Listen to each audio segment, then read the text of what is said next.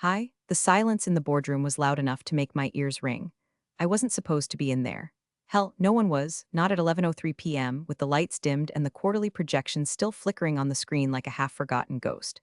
But there I stood, alone in the stale conference air, holding a printed copy of a financial report I was never meant to see. My name wasn't on the distribution list. It hadn't been for months. It quietly started phasing me out, excluding me from key meetings, looping in younger hires who still needed my old templates to function. I'd only found the report because someone, probably the new junior analyst, uploaded it to the wrong shared drive. Rookie mistake. When I'd have caught in my sleep 5 years ago. But now it was just fuel. The numbers were doctored, obviously. Old black lines for projected savings by modernizing logistics operations, my department.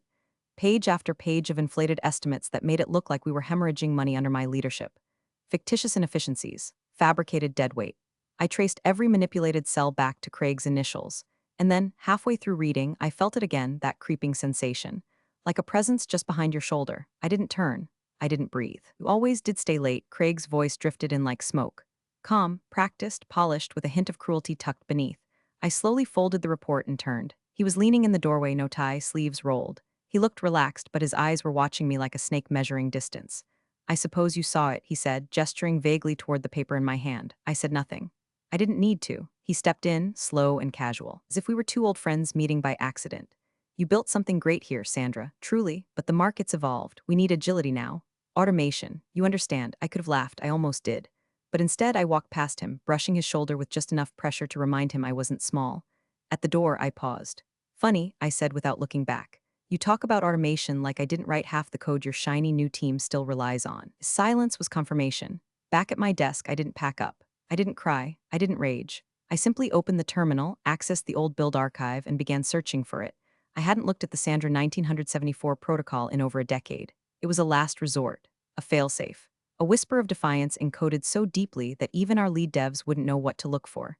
It required a physical authentication key, a USB drive I hadn't touched in 15 years. I opened my bottom drawer, still there, wrapped in a velvet pouch like jewelry, and just as I reached for it, my monitor blinked. An incoming message. From Craig Townsend, subject, offboarding your job's obsolete, pack it up. No greeting, no signature. Just a line of cold betrayal sent to the woman who once pulled his division out of a $3 million hole with a week's notice and a bottle of cheap caffeine pills. I clicked the message closed, gently set the USB on the desk, and stared at it. I hadn't decided yet, but something inside me already had. By Monday morning, the parking lot outside Logistics HQ was buzzing, only not with people. The trucks weren't moving. Not a single one. They stood in tight rows like soldiers awaiting orders that would never come. Inside, a headache of epic proportions was building. The freight dashboards were blank. The dispatch schedules looped endlessly with spinning icons. And by 9:07 a.m., two separate VPs had called me, the supposedly obsolete employee, because none of the new hires could explain what was happening. I didn't answer. I sat in a cafe across the street instead, latte untouched, watching the chaos unfold through floor-ceiling glass. From that distance, it almost looked beautiful, like a machine deliberately grinding itself to a halt. No one had seen me enter the building the night before. No one knew about the key, not yet, but it wasn't about revenge. Not exactly. It was about accuracy. About showing him just how foundational I really was. They wanted automation. They could taste what happens when the system loses the one person who truly understood it. I watched Craig storm out of the building at 9:13, phone pressed so hard to his ear I thought it might crack. He was pacing, snapping at someone, gesturing toward the trucks as if fury alone could jumpstart logistics. Then he stopped, stared across the street, right at me. I didn't flinch. I just raised my coffee cup in a mock toast. The real twist hadn't come yet. That part I was saving. At 9:26, the company-wide alert went out, system anomaly, infrastructure teams investigating. At 9:29, the app backend went down. Inventory tracking vanished. I knew what they'd do next. They'd try to revert the version history. Undo the system freeze, but the rollback script, it needed a second key. Theirs was digital. Mine was physical, still in my coat pocket. By 10:04 a.m., the calls started flooding my personal number. Unknown, unknown, unknown. Then finally, Craig T. I let it ring, twice, then answered. Good morning, I said sweetly. What the hell did you do? His voice was hoarse like he hadn't slept. Good, I'm sorry, Craig, I thought I was obsolete. You know damn well this isn't funny. The trucks, warehouses, the whole system is dead. What did you trigger? I didn't trigger anything, I said. System just finally realized who wasn't there anymore. He was quiet for a second. Then lower, Sandra, if this is retaliation, you're putting us all at risk. I sipped my coffee. No, Craig, you put yourselves at risk when you decided the architect of your empire was disposable. I need you to come in. We can't talk. He meant negotiate. but I wasn't ready to talk, not yet. Not until they felt it in their bones that something vital had slipped through their fingers. So I stood, walked calmly to the counter, and paid in cash.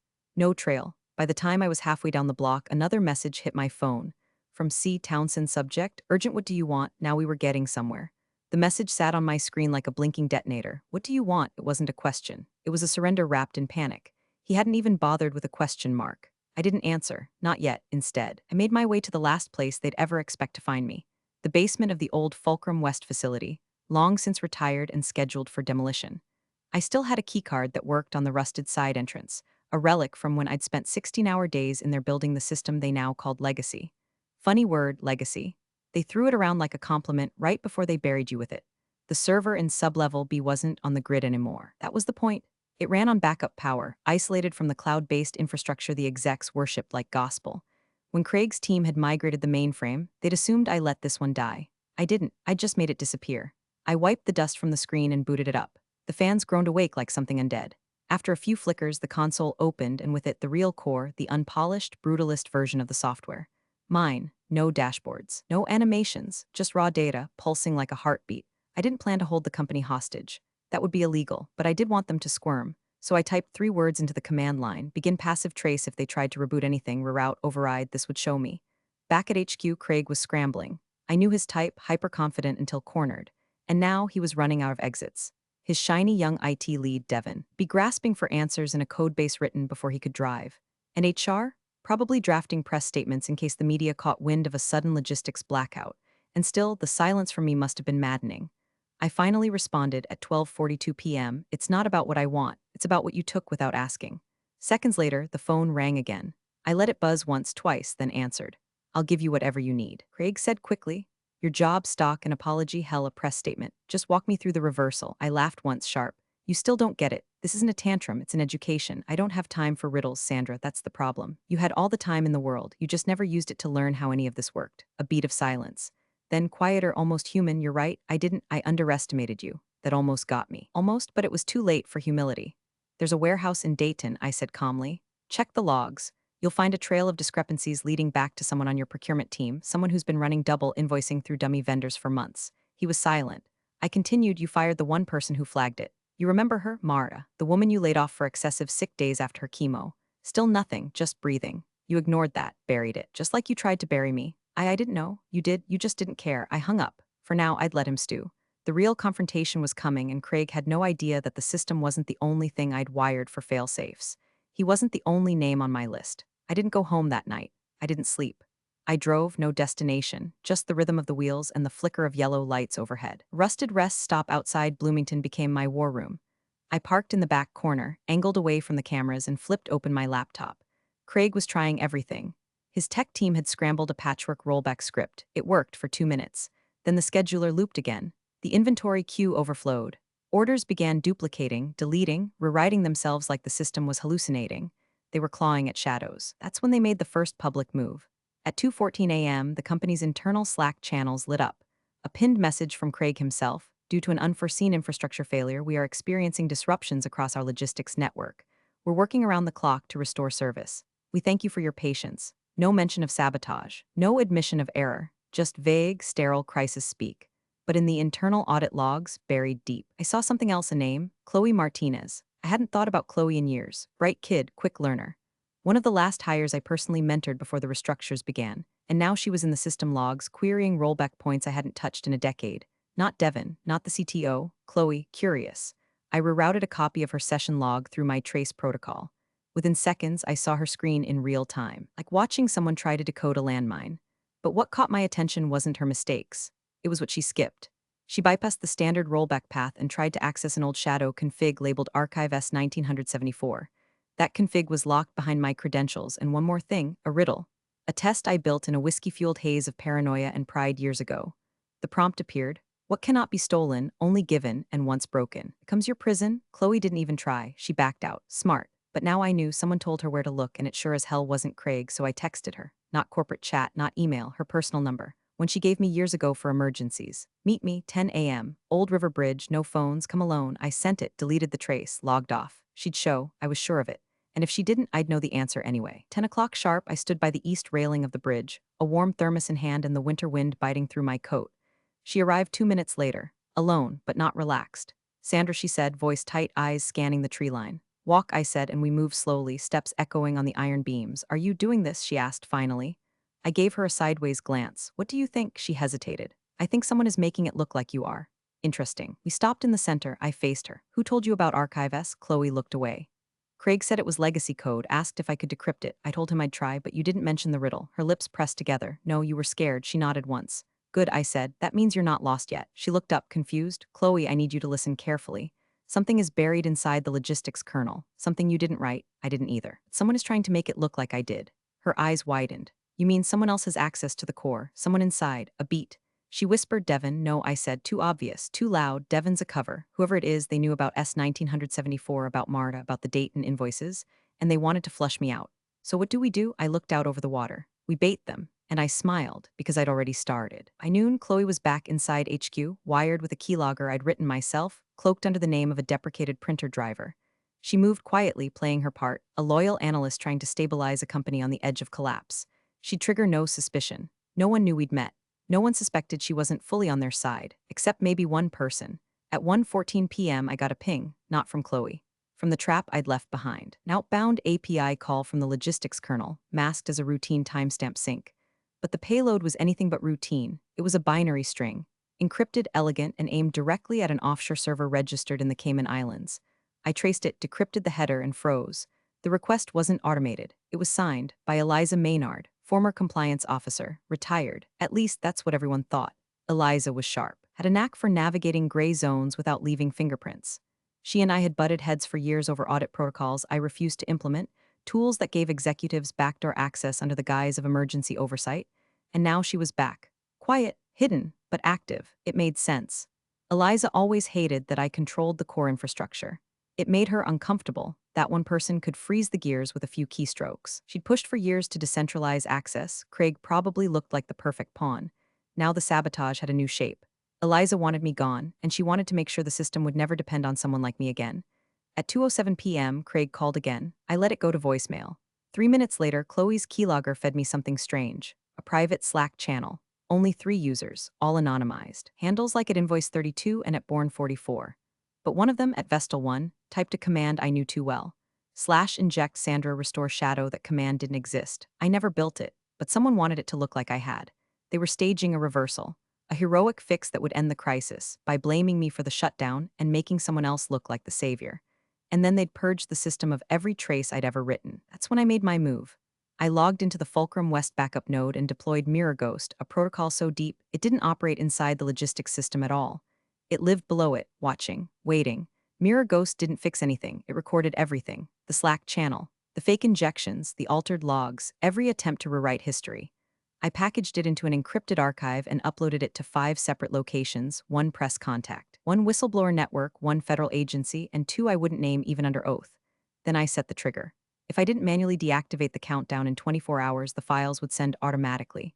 Names, timestamps, IPS, code, receipts. The system was still paralyzed, the trucks were still frozen, but the real fire, it was just starting to catch. At 3:11 p.m., Craig messaged me again. We've had enough. Legal is involved. This is criminal. Sandra, I replied. Then they should be very interested in what Eliza's been doing under your name. 3 dots appeared, then vanished, then nothing. They weren't ready, but I was. By dusk, the air around headquarters had shifted. Not panic, paranoia. The kind that seeps into every glance, every whispered hallway conversation. Chloe told me Craig wasn't speaking to anyone. He'd holed himself in the executive suite with 2 laptops, a bottle of water, and a locked door. Legal had shown up, so had someone from internal risk. But what none of them realized yet was that their real enemy wasn't me. It was the mirror, the one I'd placed directly in front of them. Mirror Ghost had already logged 4 separate attempts to rewrite commit histories. Someone was trying to falsify the timeline to plant proof that I had built the sabotage functions. The code snippets were surgical, mimicked my style. Same indentation, same variable names, same cryptic shorthand I'd used in old branches no one but I remembered. But they made one mistake. They timestamped it 2 hours before the company migrated to get secure. Back then, I was still using the old SVN system, one I'd locked with private hash keys. And guess who still had those logs? Me. Immutable, signed, verifiable. They thought they could fake the present. They forgot I owned the past. At 7:02 p.m., Chloe forwarded me a voice memo she intercepted from Devon's drive. It was short, Clipped. Female, we control the narrative by Friday, she's unstable. Leverage that, then replace the code, quietly. I played it 6 times, the voice was Eliza's, and unstable, that was rich coming from someone orchestrating a digital coup behind a smokescreen of legal threats. I called in a favor. Wesley Roth, former InfoSec consultant, off the books. We'd worked together years ago to audit third-party breach attempts. He owed me, big, I need a digital fingerprint cross-check. I'll send 2 archives, one is mine, the other is a forgery. He didn't ask questions. By 9:13 p.m., he called back, it's her. Eliza, down to the keyboard layout. You don't fat finger semicolons like that unless you've been using a kinesis advantage for 20 years. And she still uses triple colons instead of double. That's her, it was everything I needed. By 9:40 p.m., I composed the email. Not to Craig, not to legal, to the board. Subject, urgent, active deception, fraudulent code attribution, and internal breach of compliance systems. I attached the voice memo, the code fingerprint report, and a decrypted snippet from Mirror Ghost showing Eliza running system-level commands while masked as Craig. I didn't demand anything. I didn't ask for my job back. I just wrote one line, you fired the wrong person. And you're about to promote a saboteur. I sent it, and then I waited, not long. At 10:12 p.m., I received a reply, we'll be in touch, immediately, do not go public. The fear had finally landed where it belonged, on their side of the table. But fear wasn't enough, they wanted silence. I wanted confrontation. And Craig was next. Craig called at 6:02 the next morning. Early, too early. Quiet desperation pulsed behind his voice, the kind a man uses when the elevator cable has already snapped, and he's just beginning to feel the weightlessness of free fall. Sandra, he said, no greeting, we need to meet. Today. You're awake early, I said, sipping coffee from a cracked mug in my car. Something keep you up? You know what, don't play games, you're not in a position to ask for tone control. Silence. Then she didn't tell me everything. Eliza, I said, drawing out the name, she told you enough. Just not that she'd hang you out to dry when things burned. Another pause, where, he asked. I gave him the name of public plaza. Neutral, cameras, crowds. I wanted this face-to-face on the record because what was about to happen wasn't a negotiation. When he arrived, he looked smaller than I remembered. Not physically, but spiritually. Like someone who had spent the night staring at the ceiling and counting the seconds left in his career. He wasn't carrying a laptop, just a folder. He offered it like a truce. What's that? I asked. The board wants a resolution. Eliza's on suspension. You win. This, he tapped the folder, is a reinstatement offer plus a press release framing the freeze as an internal audit issue. Clean, no blame, no media. You come back in as a hero who helped fix the system. I smiled. Craig, I said, you really don't get it. You don't want your job back. I want a reckoning. Is hardened. I've got legal watching. You go public with any of this, you get buried in countersuits until your grandkids owe interest. Let me tell you how this ends, I said, stepping closer. You accept the board's offer and announce your retirement within 48 hours. No golden parachute, no press conference. Just gone, or I trigger the release. He paled. You wouldn't. I already did. I just haven't lifted the latch. Craig opened his mouth to speak, then shut it. His hand tightened on the folder. A small tremor betrayed him. You were always like this, he said quietly. Always watching, always calculating. I thought I could contain you. You thought I was loyal, I corrected, but you never earned that loyalty. You mistook silence for submission. He looked at me for a long time, then offered the folder again, slower this time. I took it, leafed through the top pages, and tore them in half. We're past contracts, I said. This isn't paperwork. This is blood. As I turned to leave, he called out, what happens to me? I stopped. That depends, I said. If you disappear quietly, you get to fade into obscurity. If not, I turned, looked him dead in the eye. You become the villain in every headline, the architect of the most humiliating collapse in this company's history. I walked away and he didn't follow. Back at the car, I opened my laptop. The timer on Mirror Ghost reads 000317 remaining. Entered the kill code, it accepted. The archive wouldn't send, not yet because I wasn't done. The next 48 hours passed in silence, not the peaceful kind. The kind that fills a room after a scream. The kind that hangs heavy over people who have seen something they can't unsee. At 11 o'clock a.m. sharp on Friday, the company issued a press release. Chief Operating Officer Craig Townsend announces early retirement, effective immediately, citing personal reasons. We thank him for his contributions and wish him well in future endeavors. No cameras, no ceremony, no quotes from the CEO, just a paragraph. Behind the scenes, the logistics systems were stabilizing. Orders resumed, trucks rolled, but something was different. Everyone moved slower, spoke softer, like they were afraid the walls might be listening. Eliza had vanished. Officially, she was on leave pending investigation. Unofficially, her access had been revoked. Her office cleared by security and a quiet group of forensic auditors had flown in under the radar. The cleanup had begun, but none of that mattered to me anymore. I didn't return, didn't walk through the lobby, didn't sit at the same desk I'd held for 3 decades like some statue collecting dust. Instead, I sent one final message to the board. This was never about a job. It was about who gets to erase whom. You made your choice, and I made sure you remembered mine. I included an untraceable download link to the Mirror Ghost archive, encrypted, read-only, time-stamped, irrefutable. A parting gift. It would never go public. But they'd know it was out there. That was the leverage now. That was the silence they would pay for. 3 weeks later, I stood on a rocky coastline in Nova Scotia, the wind cold but cleansing. I had a new name on my rental car, a passport no one would recognize, no plans for what came next. But for the first time in years, I felt light. They had tried to erase me, replace me, turn 30 years into a line item on a spreadsheet. But they failed. Because while they built systems to forget people, I had built one to remember. And when it mattered most, I flipped the switch no one else knew existed. And I watched them freeze. Thanks for watching, you cubicle warriors. Hit that subscribe button. Unless you're my old boss, then you're on your own. Revenge of the coffee pot strikes again.